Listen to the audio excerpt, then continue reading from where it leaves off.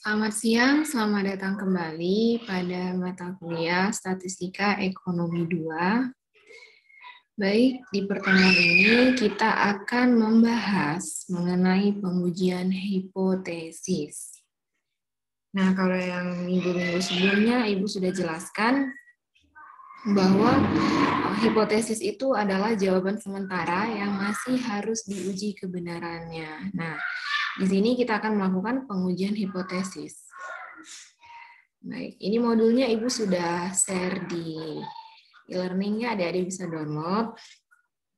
Nah, di sini juga disampaikan bahwa hipotesis itu diturunkan dari rumusan masalah. Jadi, di dalam sebuah penelitian, hipotesis itu harus memiliki sinkronisasi atau kesamaan dengan rumusan masalah, kemudian tujuan penelitian, dan itu diturunkan juga dari kerangka berpikir. Nah, jadi kalau misalkan di dalam penelitian adik-adik nanti di skripsi rumusan masalah ada 4, maka tujuan penelitian juga harus ada 4, dan hipotesis penelitian Anda atau hipotesis statistika Anda juga harus 4.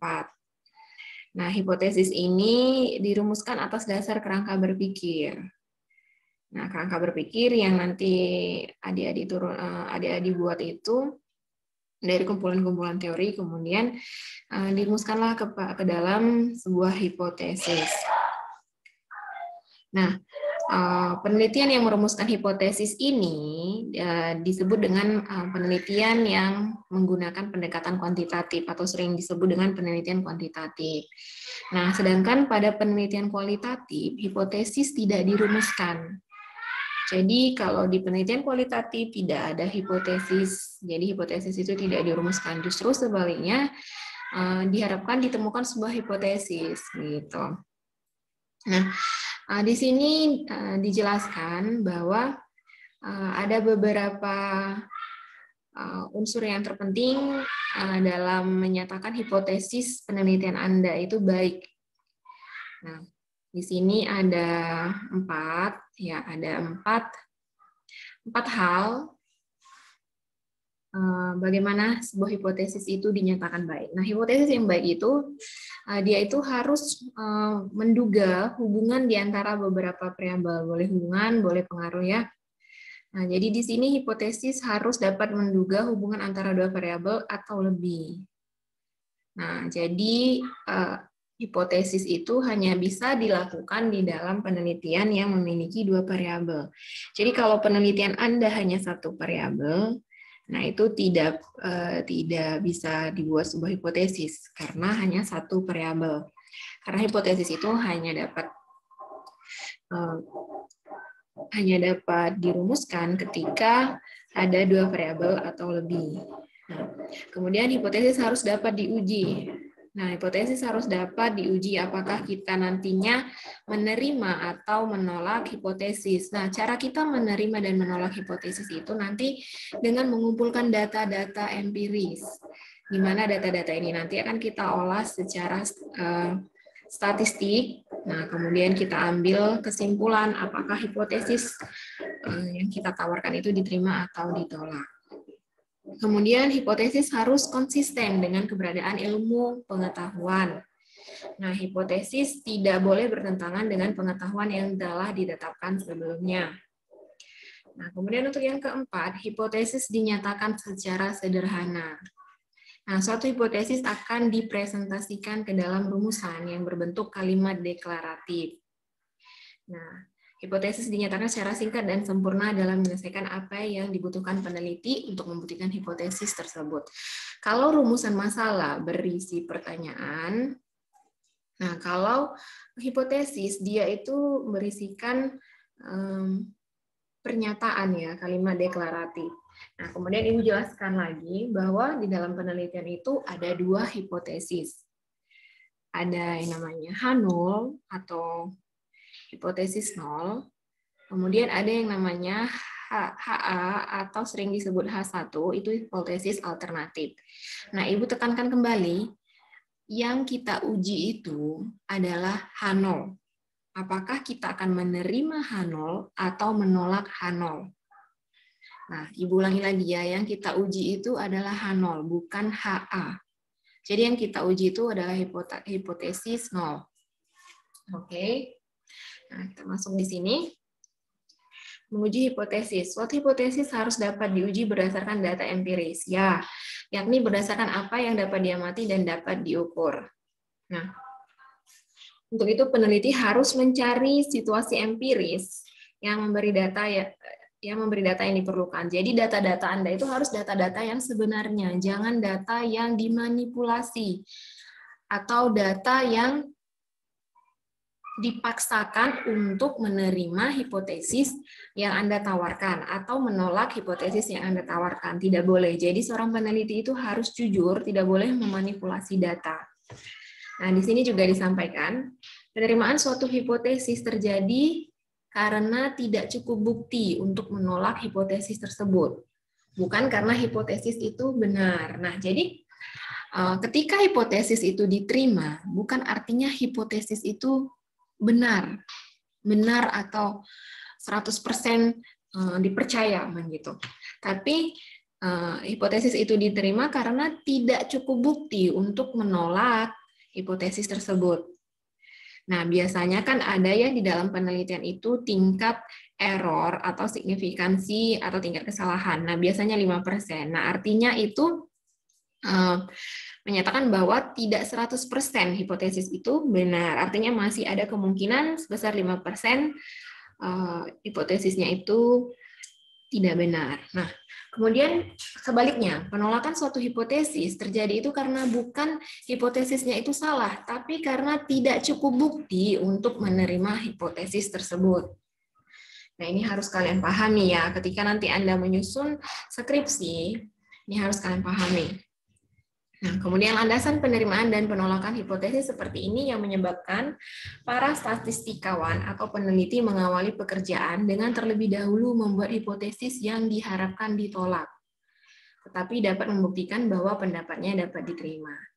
Nah, jadi kenapa H0 itu umumnya di dalam penelitian ditolak, karena memang statistikawan itu mengharapkan hipotesis yang dia ajukan itu ditolak karena itulah hipotesis awalnya. Nah, karena kan kalau H0 itu dia menyatakan tidak ada perbedaan, tidak ada pengaruh, tidak ada hubungan.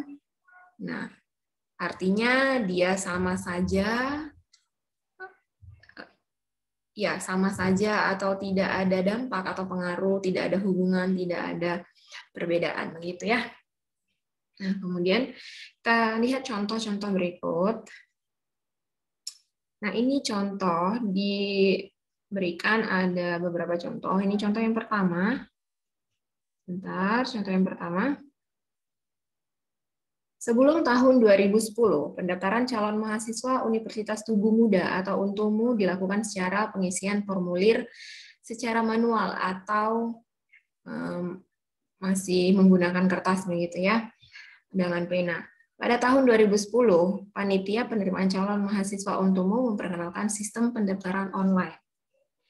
Nah, seorang staf biro penerimaan mahasiswa baru ingin membuktikan pendapatnya bahwa rata-rata waktu pendaftaran dengan sistem online akan lebih cepat dibanding dengan sistem yang manual atau sistem yang lama. Untuk membuktikan pendapatnya, ia akan membuat hipotesis awal. Ingat ya, hipotesis awal itu di sini tadi dijelaskan bahwa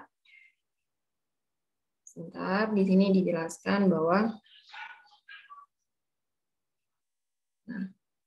peneliti mengawali pekerjaan dengan terlebih dahulu membuat hipotesis yang diharapkan ditolak. Jadi,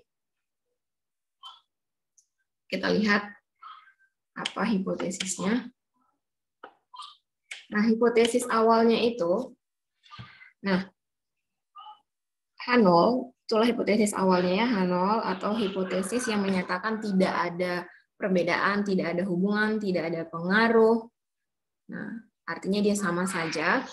Nah, Di sini rata-rata waktu pendaftaran sistem online sama saja dengan sistem lama, itu H0-nya. Nah, staf biro penerimaan mahasiswa baru tersebut akan mengambil sampel dan berharap hipotesis awal ini ditolak sehingga pendapatnya dapat diterima. Karena pendapatnya itu dia berharap bahwa rata-rata waktu pendaftaran online ternyata lebih cepat dibanding dengan sistem manual. Nah, jadi untuk membuktikan pendapatnya ini, maka ia harus mengambil sampel dan data serta mengolahnya. Gitu ya. Nah, kemudian contoh kedua, manajemen perparkiran mulai tahun 2012 merubah metode pembayaran parkir. Kalau sebelum tahun 2012 parkir tidak ditentukan lama jam parkir, setelah tahun 2012 setiap pelipatan 2 jam akan dikenakan tambahan Rp1.000 untuk membuktikan pendapat ini. Nah, pastinya manajemen parkiran ini mengharapkan pendapatnya bahwa pendapatan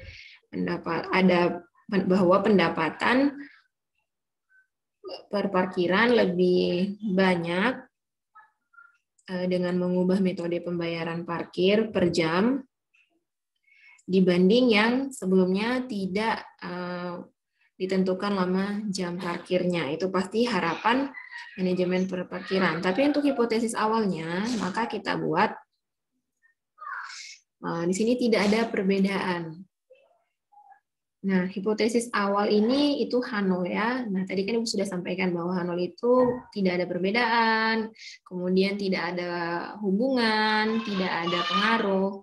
Artinya dia sama saja. Sehingga hipotesis 0 ini atau hipotesis awal ini diharapkan oleh peneliti untuk ditolak dan berharap pendapatnya untuk diterima. Nah, pendapatnya inilah yang dianggap HA atau hipotesis alternatif atau biasa disebut H1.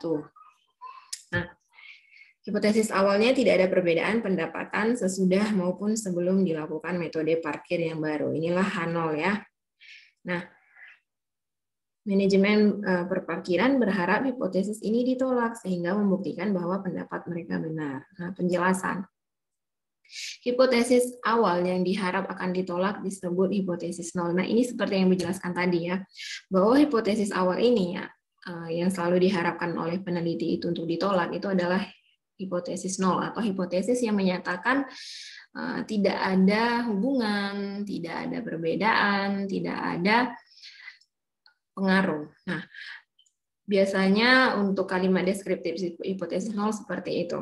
Nah, hipotesis 0 juga sering menyatakan kondisi yang menjadi dasar pembandingan.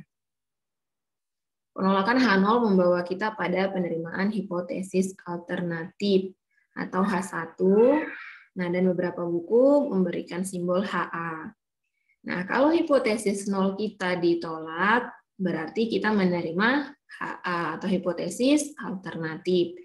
Dan kebalikannya, apabila hipotesis 0 kita diterima, berarti kita menolak hipotesis alternatif atau HA atau H1. Nah, nilai hipotesis 0 harus menyatakan dengan pasti nilai parameter. Nah, H0 itu ditulis dalam bentuk persamaan. Ingat ini ya. Jadi, kalau H0 itu dia ditulis dalam bentuk persamaan. Nah, dia dalam bentuk persamaan. Sedangkan untuk hipotesis alternatif, nah, atau H1 ditulis dalam bentuk pertidaksamaan.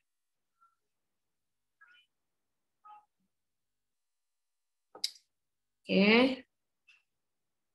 Ini harus kalian ingat. Oke, kita lihat contoh. Nah, ini contoh 1. Pada sistem lama, rata-rata waktu pendaftaran adalah 30 menit. Kita akan menguji pendapat staf biro penerimaan mahasiswa baru tersebut. Nah, ini contoh yang 1 tadi ya, yang online ini. Nah, setelah dia mengubah, nah kita lakukan.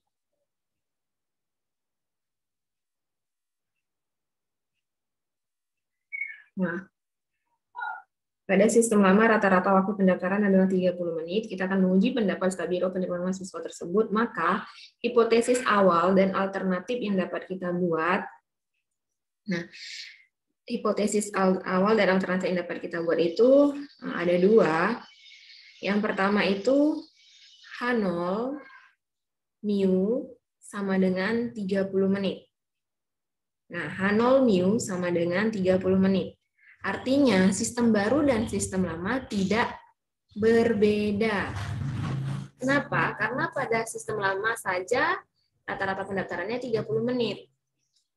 Nah, jadi H0 ini artinya sistem baru dan sistem lama tidak berbeda. Artinya tidak ada perbedaan. Makanya Ibu sampaikan bahwa H0 itu selalu menyatakan tidak ada perbedaan, tidak ada hubungan, tidak ada pengaruh. Nah, kemudian untuk H1 atau hipotesis alternatif atau HA mu tidak sama dengan 30 menit. Nah, artinya sistem baru itu tidak sama dengan sistem lama. Nah, tapi kita tidak tahu apakah di sini sistem baru itu lebih cepat atau lebih lama. Nah, Ibu sampaikan bahwa kalau dia hipotesisnya seperti ini disebut juga dengan hipotesis two-tail ya. Two-tail. Kenapa two-tail? Jadi disebut dengan two-tail. Aduh, ini susah. Disebut juga dengan two-tail atau pengujian dua arah atau pengujian dua ekor. Nah, kenapa dibilang dua arah atau dua ekor? Karena kita belum tahu. Sistem baru ini memang tidak sama dengan sistem lama, tapi kita tidak tahu apakah sistem baru ini lebih cepat atau lebih lambat. Nah, sehingga belum jelas arahnya. Kita belum tahu arahnya, apakah lebih cepat atau lebih lambat. Sehingga ini disebut juga dengan kata lain two-tail. Oke, kemudian ada hipotesis yang satu lagi. Nah, di sini H0 mu sama dengan 30 menit. Sistem baru sama dengan sistem lama. Nah, untuk hipotesis alternatifnya atau H1-nya yang menyatakan ada perbedaan, ada pengaruh. Nah, Ibu tadi kan sudah sampaikan ya, kalau H0 itu tidak ada perbedaan, tidak ada pengaruh, tidak ada hubungan. Kalau HA itu yang menyatakan ada pengaruh, ada perbedaan. Tapi kalau pengaruh dan perbedaannya sudah kita tahu, misalkan hubungannya positif atau hubungannya negatif, nah itu hipotesisnya kita sebut dengan one tail. Nah, kalau yang di atas ini tadi kan kita belum tahu ya sistem barunya ini apakah lebih cepat atau lebih lama untuk H1-nya. Jadi yang kita perhatikan itu H1-nya. Nah, kita perhatikan H1-nya ini. Nah, H1-nya ini kan belum diketahui sistem baru ini memang tidak sama, tapi kita tidak tahu apakah lebih cepat atau lebih lama atau waktu pendaftarannya lebih lambat. Nah, itu disebut dengan two-tail. Nah, tapi ketika kita sudah tahu arah hipotesis alternatif kita ini lebih cepat atau lebih lambat. Nah, ini disebut dengan one-tail. Nah, ini disebut dengan one-tail. One-tail ya. Jadi ini one-tail. Kalau yang di atas tadi two-tail. Nah.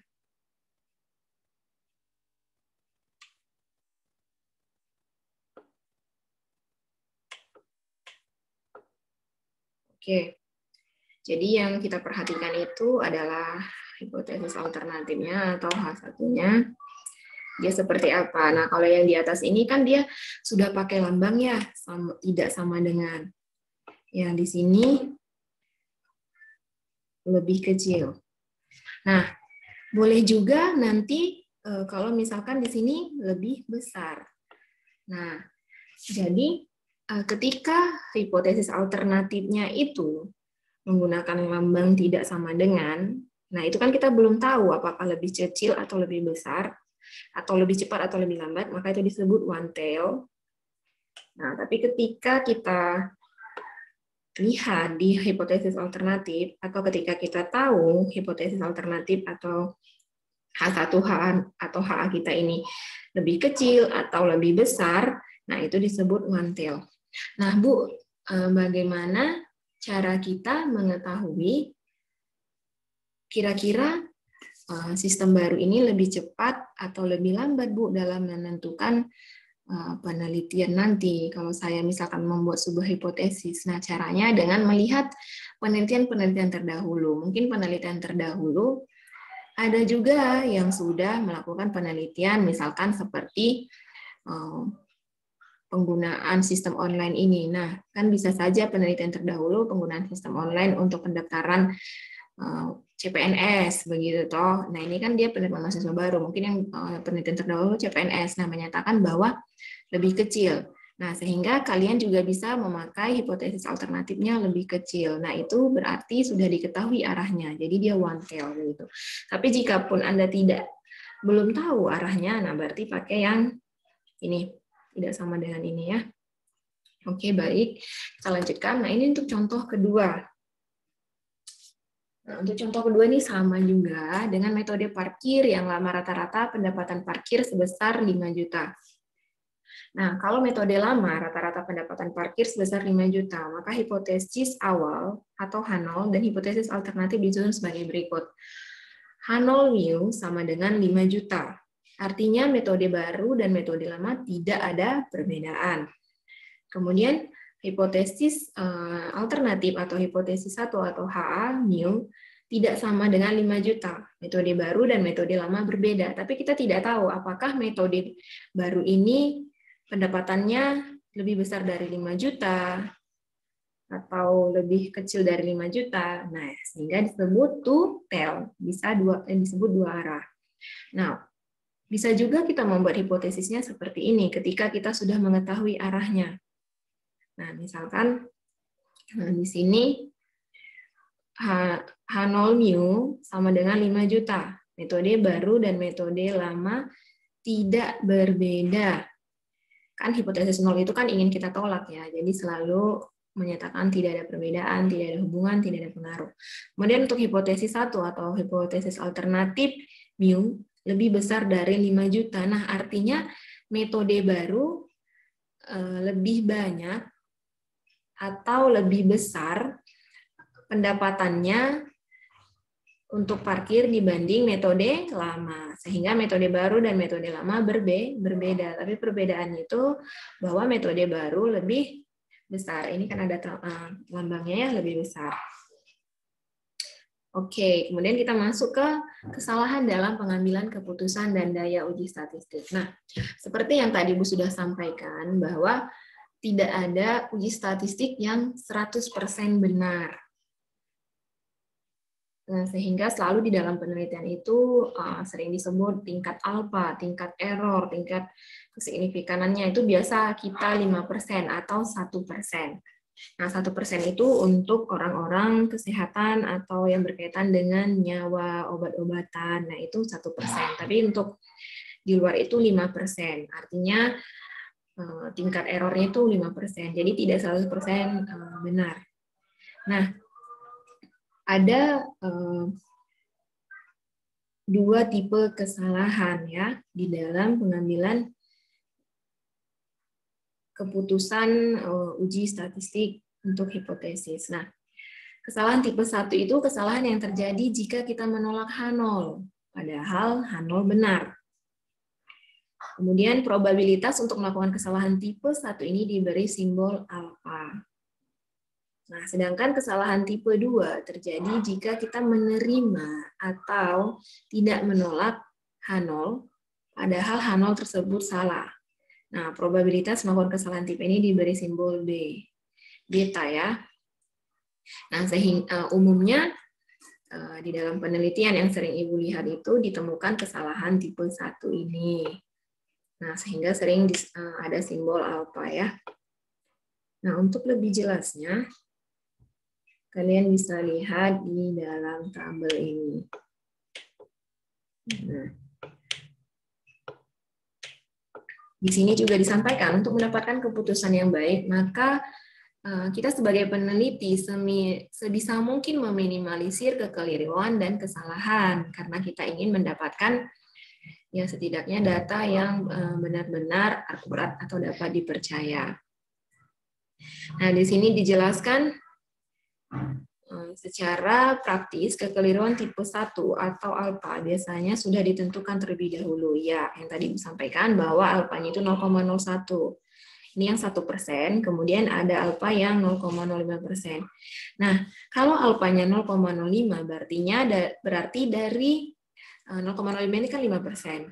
5/100. Berarti bahwa dari tiap-tiap 100 kesimpulan yang kita buat, yang per 100-nya itu, peluang untuk melakukan kekeliruan atau kesalahan dalam menolak H0 yang seharusnya benar atau diterima 5 kali. Nah, jadi semakin rendah alfanya ini, semakin sedikit tingkat kekeliruan kita, gitu ya. Nah, untuk step pengujian dengan alfa yang telah ditentukan, harga beta akan dapat dihitung harga 1 dikurang beta, disebut daya uji statistik atau power. Nah, jadi daya uji statistik adalah peluang atau kemungkinan untuk melakukan penolakan terhadap H0 yang salah dan ditunjukkan oleh bilangan 1 dikurang beta. Oke, baik. Adik-adik cukup sekian penjelasan saya untuk pengujian hipotesis. Minggu depan akan kita lanjutkan ke materi selanjutnya. Nah, untuk mengasah pemahaman adik-adik, di sini ada soal. Nah ada latihan soal, ada 3 soal. Nah, ini mohon adik-adik kerjakan di kertas, kemudian tulis nama, NIM kelas, kemudian nama mata kuliah, dan ini tugas keberapa. Nah, nanti adik-adik kirim dalam bentuk PDF, kirim ke WA Ibu. Nah, dengan terlebih dahulu dengan memberikan salam dan memperkenalkan nama. Dan menyampaikan niat yang Anda yang akan Anda sampaikan. Nah, kemudian tugas ini dikumpul paling lambat besok pagi di jam 10 ya. Jadi tugas dikumpul paling lambat di jam 10 di hari Kamis. Oke, baik. Selamat siang.